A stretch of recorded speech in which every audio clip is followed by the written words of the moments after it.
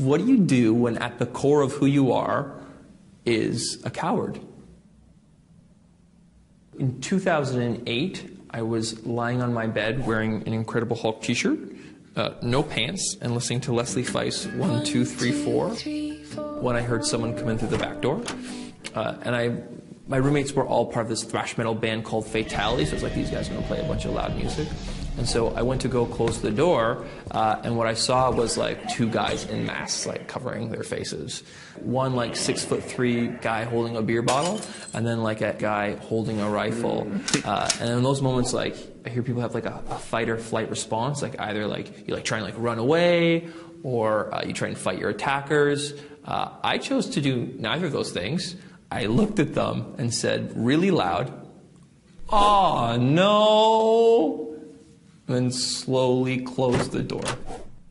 When I was growing up, I used to have like Home Alone fantasies, where I'd be like, if someone broke into my house, this is what I'd do. Run to the bathroom, lock the door, grab like the porcelain top, like mix a concoction, throw it in their faces, hit them in the head, escape.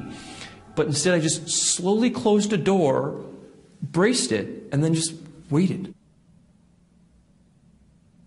I remember it was like 2 big blows. I was like, oh shit, like these guys are going to kick through this door. And then I think like on the 3rd or 4th blow, just the whole thing came down, it came crashing down. At that point, I just gave up. And so I lied face first down on the bed, and then they tied me up with my iPod charger cord. I had just bought that iPod that day.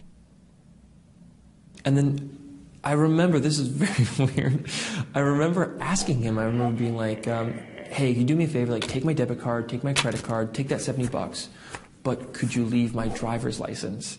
And then the guy looked at me, a little bit confused, and went, what? And I was like, well, you know, like, you have to wait a very long time to get a new driver's license. It's a real pain. And the guy goes, good point, and then leaves it for me. And then I look over, and I see the barrel of the gun, which is like, it's like super small, and I realize I'm being robbed by a BB gun. And at this point, I'm just like, this is humiliating. Like, I'm wearing underwear. These guys aren't serious. I was just like, if I had been smarter or more brave, I could have fought these guys, and now I'm going to lose all my stuff, and there's nothing I can do, and this sucks. I heard a noise in the kitchen. Cops are here. And they just run out the back. And I'm just lying there. I'm not sure what I'm supposed to do. And then from the basement, my roommate shows up. And he unties me, and he's like, I called the cops. Their cops are here. I put on shorts, and I went outside and talked to these cops. And apparently the robbers had driven their mom's car to our house. And when things had gone wrong, they just left it. And at the end of the night, the cop was like, Rob, come here for a sec. You said it was a BB gun, like the barrel of the gun was about this big, and a .22 caliber bullet is about that size of the barrel. Like there's shells all over the back seat. That gun was definitely loaded. And they're telling me that it is incredibly lucky that you survived that ordeal with 2 people who didn't know what they were doing. Yeah, you're being robbed at gunpoint, but then you also have to deal with the fact that you're not the person that you thought you were. You're not Bruce Willis in Die Hard.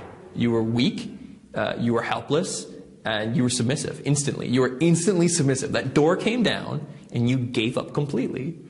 And that strikes to the core of who you are. That's cool, man. That's who I am.